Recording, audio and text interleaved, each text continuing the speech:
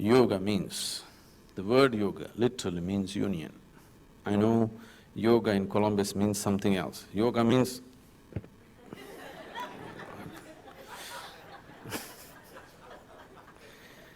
you got to twist yourself out. Yoga does not mean twisting yourself. Yoga does not mean standing on your head. Yoga does not mean any of those impossible postures that one can get into. The word yoga means union. Union means, in your experience, everything has become one.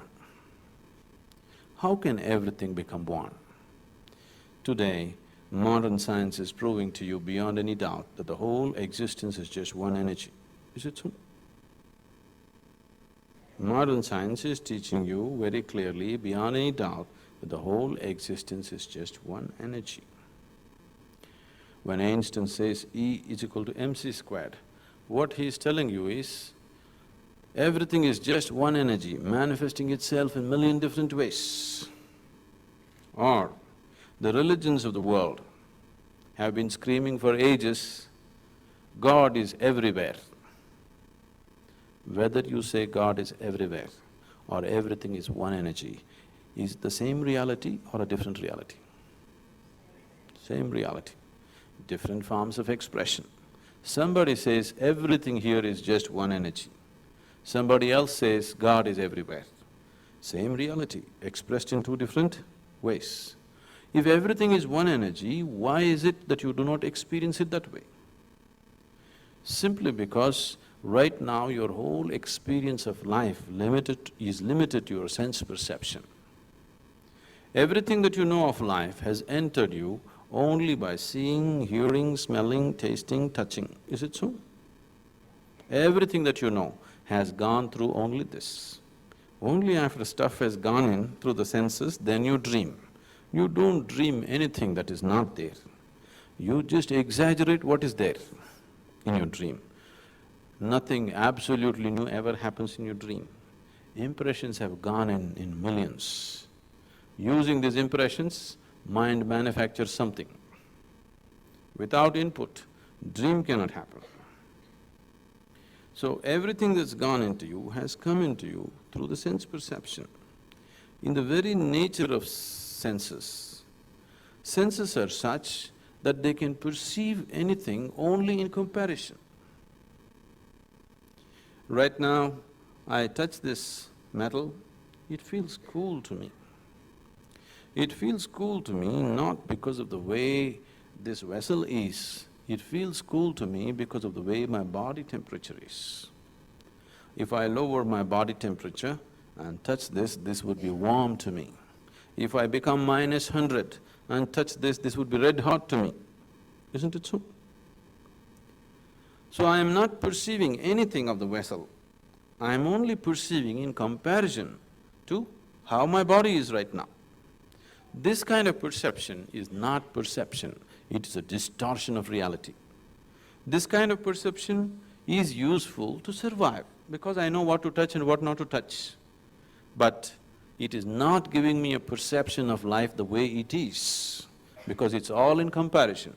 Whatever you perceive in comparison is not perception, it's a distortion of reality. For example, let's say you are 6 feet tall right now. Now you walk like a tall man, you think like a tall man, you feel like a tall man, you are a tall man.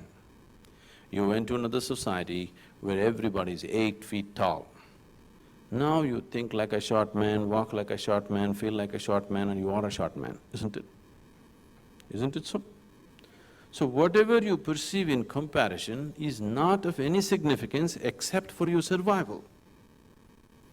Except for your survival. Now, because you perceive in comparison, you know if an ant is coming, you don't have to make way for him. But if an elephant is coming, you know you got to make way for him.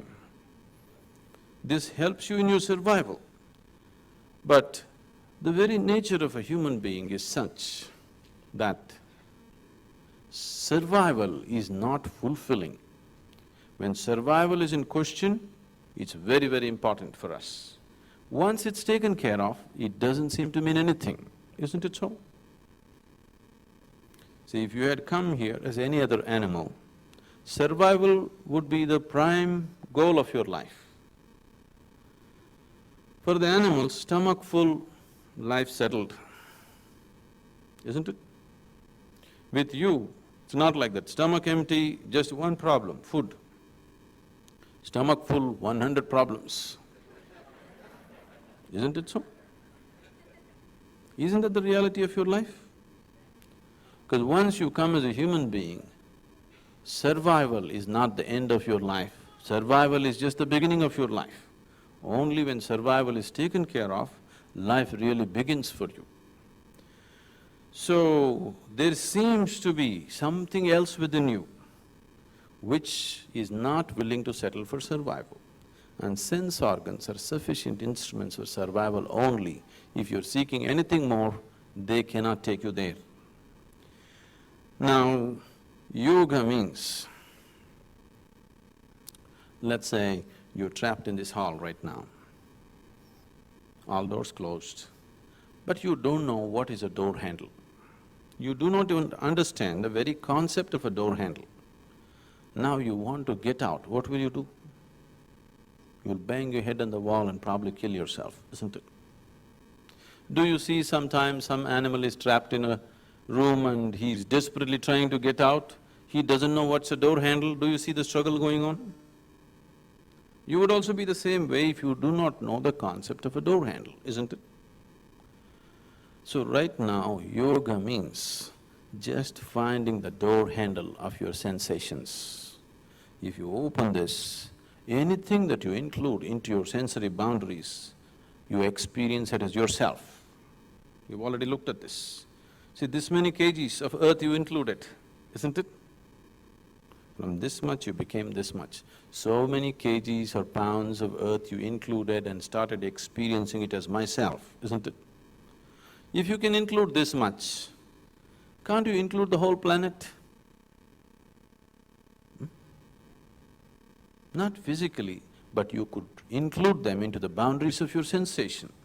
When you include the whole existence into the boundaries of your sensation, then we say you're in yoga. If you experienced everything as a part of yourself, right now let's say this is the whole existence, you experienced all these people as a part of yourself. If you did, even for a moment, after that, do I have to teach you morality, be good to this person, be kind to this person, don't harm this person, don't kill this person? Would it be needed for you?